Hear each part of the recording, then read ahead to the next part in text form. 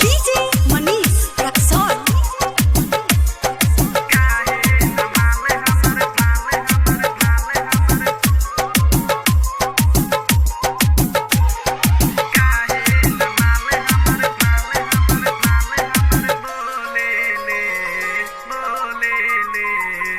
तू ही बतावो यारऊ काहे न माल हमर बोले ले, काहे न जाने हमर बोले ले।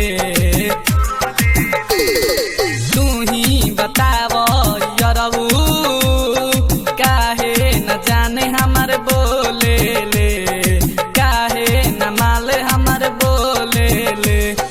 देखे ले भले ही बोलत नहीं खे, काहे ही हमसे डरे ले। तू ही बतावो यारऊ काहे न जाने हमर बोले ले, काहे न माल हमर बोले ले।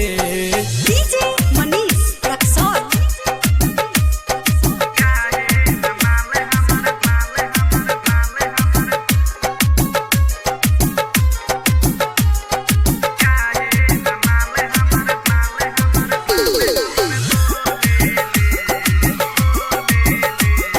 दिलावा के तोड़लू हो काहे तू गइलू हो, फेरू नाही तू अइलू हो, अइलू हो।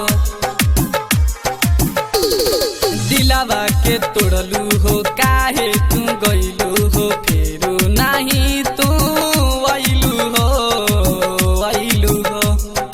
देखे ले भले ही बोलत नहीं के, काहे ही हमसे डरे ले। तू ही बतावो यारऊ काहे न जाने हमर बोले ले, काहे न माल हमर बोले ले।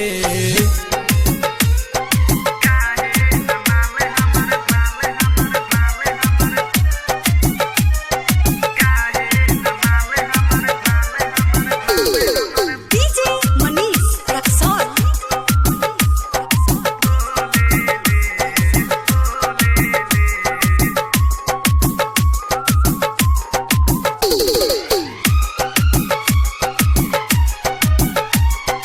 कवन कसूर कैनी गीता से दूर भैनी, देखेला अमित तरसे तरसे।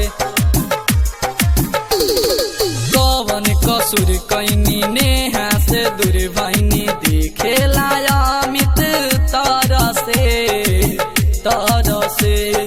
मारेल ताना नवनीत राजा, गुडी काहे ना बोले ले। तू ही बतावो यारऊ काहे न जाने हमर बोले ले, काहे न माल हमर बोले ले।